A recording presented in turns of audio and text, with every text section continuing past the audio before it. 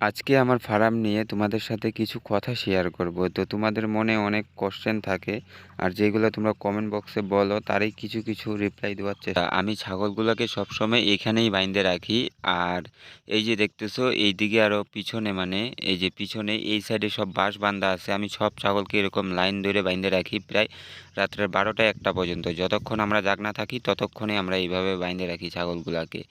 আর হ্যাঁ, তোমাদের মনে অনেকেরই কোশ্চেন থাকতে পারে যে দাদা তুমি যে ফার্মটা বানাইছো, ফার্মটা তো কোনো দিক থেকেই খোলা নাই, এভাবে কখনো ছাগলের ফার্ম হয় না।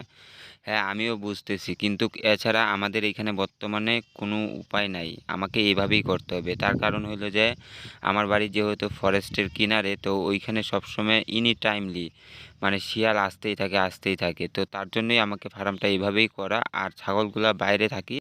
আর বিশ্বাস করে ফার্মের ভিতরে বেশিক্ষণ ছাগল থাকে না, যা রাতটাই কোনো রকম থাকে। তাও মনে করো 12টা 1টার দিকে যদি আমরা বন্ধ করি, তাইলে আর কতক্ষণ, তারপর তো আবার ভোর সকালে আইনে বাইরেই রাখি। বেশিরভাগ আমার ছাগল বাইরেই থাকে।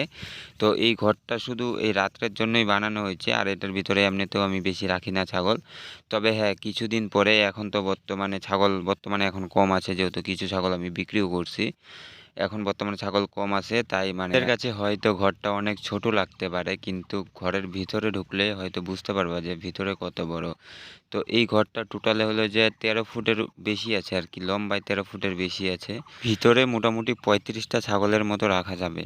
আর একটা কথা বলবো, যারা বলতেছো উল্টাপাল্টা যে আমি কোনো পরামর্শ ছাড়াই এভাবে ছাগলের ফার্ম করছি, এভাবে আমার ছাগল টিকবে না, মানে অনেক কিছুই তোমরা বলতেছো, ঠিক আছে। তবে তোমাদেরকে আমি একটাই কথা বলি, যে আমি ছাগল পালন করতেছি আজ থেকে প্রায় 4 বছর আগে থেকে আমি ছাগল পালতেছি। আমি শুরু করছি আমার ফার্মের একটা ছাগল দিয়ে, এখন আমার বর্তমানে 28টা ছাগল আছে। তো আমি এর মধ্যে বিক্রিও করতেছি। আর এই যে দেখতেছো না নিচটা, নিচটা 2 দিন পরে পরে পরিষ্কার করি। আর উপরটা যে আছে, যে মাচাটা তো আমি সবসময় পরিষ্কার রাখার চেষ্টা করি। মাচাটা 2বার করে পরিষ্কার করি আমি মাচাটা, কারণ সকালে একবার করি, আবার কতগুলা ছাগল আছে যে ওরা আবার ঘরে ঢুকে পড়ে, যেগুলো বাচ্চা ছোটোগুলা, তার জন্য আমি রাত্রেও একবার পরিষ্কার করি। তারপরে মশার জন্য স্প্রে করি। দেখো, কিছু জিনিস শুরু করার আগে আগে ছোট করে ট্রাই করে দেখাটা ভালো না? আগেই যদি মনে করো আমি 1 লাখ 2 লাখ টাকা ইনভেস্ট করি ছাগলের পিছনে, পরে হয়তো এরকম হইতে পারে, নাও হইতে পারে সাকসেসফুল। আমি যেরকম একটা ছাগল দিয়ে শুরু করছি, আর এখন ঠাকুর দিলে অনেক ভালোই চলতেছে। তবে হ্যাঁ, এই ঘরটা থাকবে না, কয়েকদিন পরে আমি চেঞ্জ করে ভালো করে বানাবো।